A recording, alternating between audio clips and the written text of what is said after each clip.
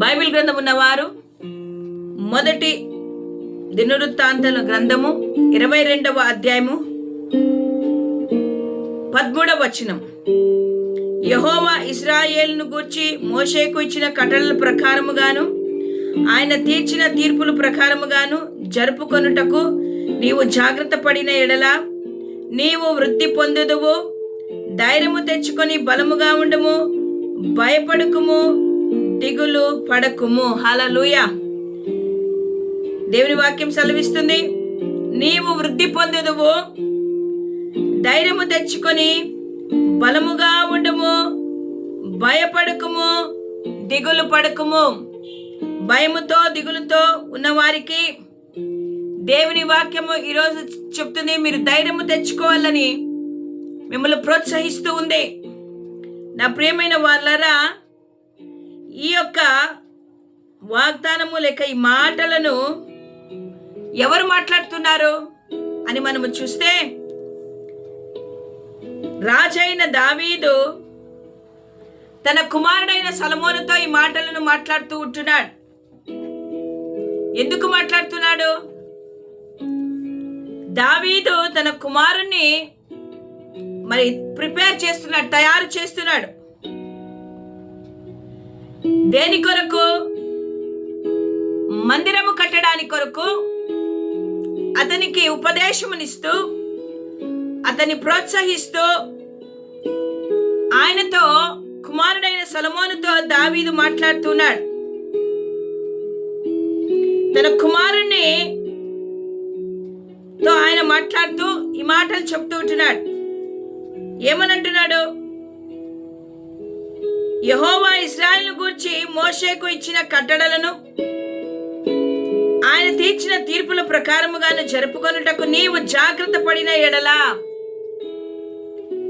ఒక మాటను తన కుమారుడైన సొలొమోనుతో చెప్తున్నాడు దావీదు. ఇదిగో సొలొమోను, నీవు దేవుడు ఏ ఆజ్ఞలైతే, ఏ కట్టడలనైతే, ఏ తీర్పులనైతే మోషే ద్వారా ఇశ్రాయేలు ప్రజలకు ఇచ్చాడో వాటినన్నిటినీ కూడా నువ్వు చాలా జాగ్రత్తగా అనుసరించి నడుచుకోవాలి. ఈ ఉదయకాలమున నీతో నాతో కూడా దేవుడు అదే మాట్లాడుతుంటున్నాడు. దేవుని వాక్యములో ఏ ఆజ్ఞలైతే, ఏ కట్టడలనైతే దేవుడు మనకిచ్చి ఉన్నాడో వాటినన్నిటినీ మనము అనుసరించి నడుచుకోవాలి. వాక్యానికి విధేయత చూపించాలి.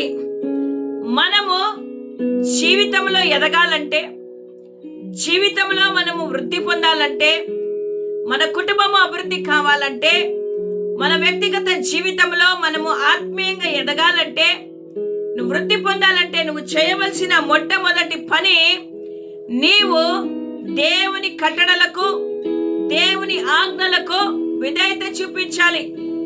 నా ప్రియమైన వాళ్ళారా, ఈరోజు దేవుడు మనకిచ్చిన ఆజ్ఞలు, నీ దేవుడైన యెహోవాను నీవు ఆత్మతోను సత్యముతోను ఆరాధించాలి.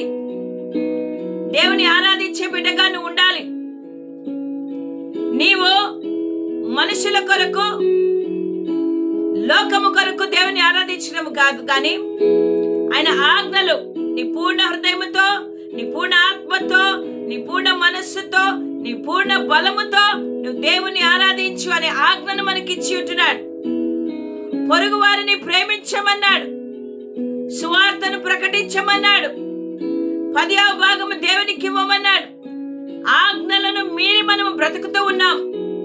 నా ప్రియమైన వాళ్ళారా, దానినే ఇక్కడ దావీదు తిరిగి చెప్తూ ఉన్నాడు. ఇదిగో ఆజ్ఞలకు లోబడు, కట్టడలను అనుసరించి నువ్వు జీవించినట్టయితే, నీవు విధేయత చూపించినట్టయితే, ఇదిగో దేవుడు నిన్ను సర్వ సమృద్ధిలోనికి నడిపిస్తాడు. నీవు వృద్ధి పొందేదవు. హల్లెలూయా. మనము వృద్ధి పొందక ఉండడానికి కారణం ఏమో తెలుసా?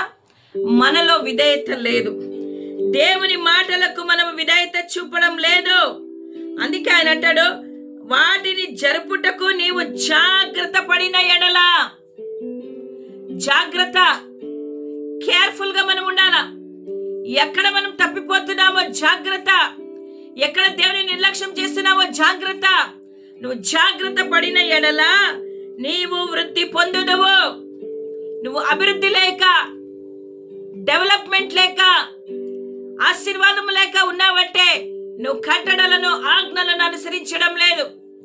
ఆదివారము దేవుని దినం దేవుని మందిరంలో ఉండవు, స్నేహితులతో ఉంటావు కదా, లోకంలో తిరుగుతూ ఉన్నావు. దేవుని సన్నిధిలో నీ సమయమును గడపకుండా లోకానుసారమైన అలవాట్లు, లోకానుసారమైన పద్ధతులను అనుసరించి జీవిస్తూ బ్రతుకుతూ ఉన్నావు. కాబట్టి నా ప్రియమైన వాళ్ళారా, అన్నట్టుగా నా ఆజ్ఞలను, కట్టడలను అనుసరించి నడుచుకో, జాగ్రత్తగా ఉండే సొలొమోను అని తండ్రి అయిన దావీదు తన కుమారుని హెచ్చరిస్తూ ఉంటున్నాడు.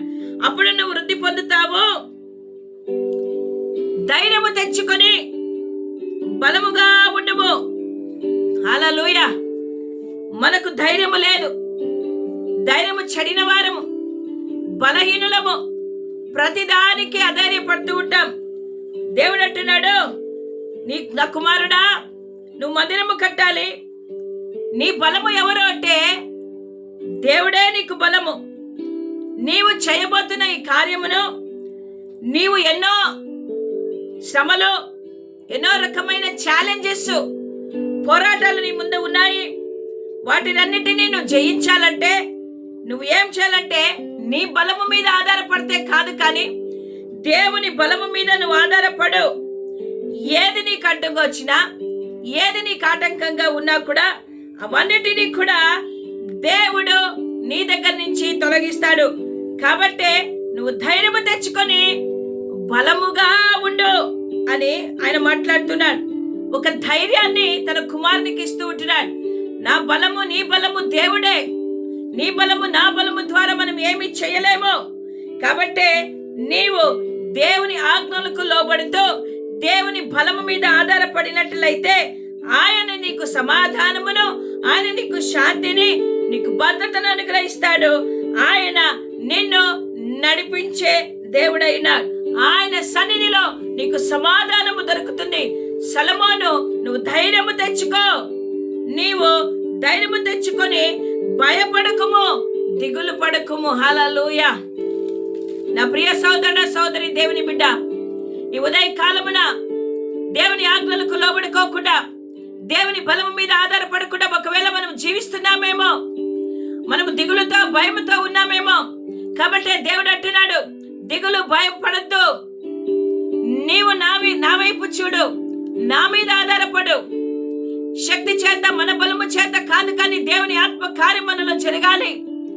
నా బలము, నీ బలము వ్యర్థము, దేవుని బలము గొప్పది. నా ప్రియమైన వాళ్ళారా, కాబట్టి దావీదు తన కుమారుని ప్రోత్సాహపరుస్తుంటున్నాడు. దేవుని యొక్క ప్రణాళిక, దేవుని చిత్తము జరగాలని దావీదు కోరుకుంటున్నాడు బలముగా. ఈరోజు మనము కూడా దేవుని ప్రణాళిక, దేవుని చిత్తము మనలో జరగాలని కోరుకుంటూ ఏదైతే దేవుడు మనకిచ్చాడో దానిని అనుసరించి నడుచుకునే వారిగా మనం ఉండాలి. హల్లెలూయా. నా ప్రియమైన వాళ్ళారా, మనందరికీ కూడా దేవుడు అనేకమైన తలాంతులను ఇచ్చాడు. సొలొమోను జ్ఞానము బహు గొప్పది. సొలొమోను జ్ఞానం వంటి జ్ఞానం ఈ లోకంలో ఎవరికి లేదు. మరి ఆయన జ్ఞానము ద్వారా దేవుడు మందిరాన్ని కట్టించగలిగాడు. పరిశుద్ధాత్మ దేవుడి సహాయముతో మనము కూడా దేవుడు మనకిచ్చిన తలాంతుల ద్వారా అనేకమైన కార్యాలను మనము చేయవచ్చును. హల్లెలూయా. కాబట్టి నా ప్రియమైన దేవుని బిడ్డలారా, మొదటి పేతురుకు రాసిన పత్రిక 4వ అధ్యాయము మరి మనం గమనించినట్టయితే 10 నుంచి 11 వచనాలు మనం గమనించినట్టయితే మాటలు రాయబడినాయి. దేవుని నానా విధమైన కృప విషయమై మంచి గృహ నిర్వాహకులై ఉండి ఒక్కొక్కడు కృపా వరము పొందిన కొలది ఒకరికొకడు ఉపచారము చేయుడి. ఒకడు బోధించినలా దైవోక్తులను బోధించినట్లు బోధింపవలెను. ఒకడు ఉపచారము చేసినలా దేవుడు అనుగ్రహించు సామర్థ్యమునంది చేయవలెను. ఇందువలన దేవుడు అన్నిటిలోనూ యేసుక్రీస్తు ద్వారా మహిమపరచబడును. యుగ యుగములకు మహిమ ప్రభావము ఆయనందుడును గాక. ఆమేన్. హల్లెలూయా. దేవుడు నానా విధములైన కృపా వరములను మనకు అనుగ్రహించి మనము అనేకమైన విధానములలో ఆయన సన్నిధిలో మనమందరము కూడా ఆయనను పని చేయాలని ఆయన కోరుకుంటున్నాడు. అందుకే ఆయన అంటాడు, నువ్వు ఉపచారము చేస్తే అది సరిగ్గా చేయి, నువ్వు బోధిస్తే నువ్వు సరిగ్గా బోధించు. ఇందువలన దేవుడు అన్ని విషయములలో మహిమపరచబడతాడు. హల్లెలూయా. ఈరోజు మనకిచ్చిన తలాంతులు ఏవైతే ఉన్నాయో మన స్వంత ఉపయోగానికి కాదు, కానీ అవి ఇతరుల కొరకు ఉపయోగపడినట్టుగా మనము వాటిని వాడుకోవాలి. నా ప్రియమైన వాళ్ళారా, సొలొమోనుకి ఇచ్చిన జ్ఞానము మరి అమోఘమైనది. అట్టి పరలోక జ్ఞానము దేవుడు మనకు అనుగ్రహించి మనము కూడా అనేక విధములైన పరిచర్యలో పాలిభాగస్తులుగా ఉండి దేవుని నామాన్ని మహిమపరిచేవారిగా ఉండాలి. నా ప్రియమైన వాళ్ళారా, దేవుని వాక్యం సెలవిస్తుంది, మరి దేవుడు అంటున్నాడు, గొప్ప వాగ్దానం ఇచ్చాడు. అశ్షూర్యులు గాని, ఐగుప్తీయులు గాని, బబులోనీయులు గాని ఎవ్వరు కూడా ఏమీ చేయలేరు. ఎప్పటి వరకు? ఎంత కాలమైతే సొలొమోను దేవుని ఆజ్ఞలకు లోబడి ఆయన కట్టడలు అనుసరించి నడుస్తాడో అప్పటి వరకు దేవుడు తన యొక్క రాజ్యమును, వారి స్థాపించిన రాజ్యమును దేవుడు వారి కొరకు నిలబెట్టే దేవుడు అయితున్నాడు. హల్లెలూయా. దేవునికి స్తోత్రం కలుగును గాక. నా ప్రియమైన వాళ్ళారా, ఈరోజు మనం ఏ స్థితిలో ఉంటున్నాం? దేవుని ఆజ్ఞలకు ఎంతవరకు లోబడుతూ ఉంటున్నాం? దేవుని కట్టడలు మనం అనుసరించగలుగుతూ ఉంటున్నామా? దేవుని దూరము చేసి మన ఇష్టానుసారమైన జీవితాన్ని మనం జీవించినట్టయితే ప్రయోజనం లేదు. నా ప్రియమైన వాళ్ళారా, ఉదయకాలమున దేవుడు మనల్ని బలపరుస్తూ మాట్లాడుతూ ఉంటున్నాడు. మరి మనము ఈ లోకములో జీవిస్తున్నాము కాబట్టి ధైర్యము తెచ్చుకుని మనం ఉండాలి. మనం 1 రాజుల గ్రంథం 2వ అధ్యాయం 1-4 వచనాలు చదివితే, దావీదు మరణమునకు సమీపించినప్పుడు అతడి మాటలన్నీ తన కుమారునితో బోధించినట్టుగా మనం చూస్తున్నాం. మనము కూడా అదే రీతిగా దేవుని యందు భయభక్తులు కలిగి దేవుని వాక్యానుసారంగా దేవుడు మనకిచ్చిన తలాంతులను బట్టి దేవుని మహిమపరుస్తూ దేవుని నామానికి ఘనత తెచ్చే బిడ్డలుగా మనము బ్రతికే వారిగా మనం ఉండాలి. మనము విధేయత కలిగి ఉండాలి. నా ప్రియమైన వాళ్ళలా, దహన బలులు అర్పించట కంటే మాట వినుటయే శ్రేష్టము. విధేయత చూపించు దేవునికి. అవిధేయులుగా ఉన్నామేమో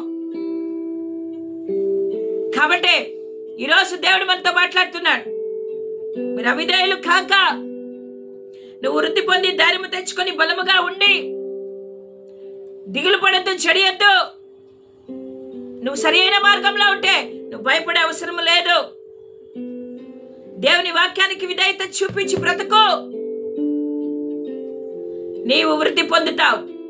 నువ్వు అనుకోవచ్చు, నాకు వృద్ధి లేదే, డెవలప్మెంట్ లేదే, నాకు బ్లెస్సింగ్ లేదే, నాకు ఆశీర్వాదాలు లేవే, నాకు రావాల్సినవి రావడం లేదే,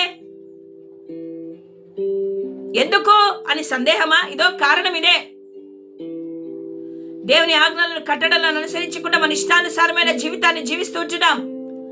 లోకంలో మాకు జ్ఞానం ఉందని, మాకు చదువు ఉందని, మాకు ఉద్యోగం ఉందని, మాకు ఆస్తులు అంతస్తులు ఉన్నాయని దేవుని మరిచిన వారుగా మనం ఉంటున్నాం.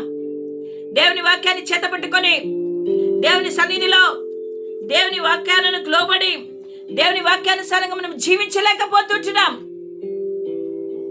కాబట్టి మనం ధైర్యము కోల్పోయినాం, బలహీనులుగా ఉంటున్నాం, దిగులు పడుతున్నాం, బాధపడుతున్నాం, దుఃఖిస్తున్నాం. అందుకనే దేవుడి ఉదయకాలం మాట్లాడుతుంటున్నాడు. నా ప్రియమైన వాళ్ళారా, ఈ రోజు నుంచి దేవుని ఆజ్ఞలకు లోబడి వాక్యానుసారంగా జీవిస్తే మనం వృద్ధి పొందుతాము. మనం అధైర్యపడే అవసరం లేదు.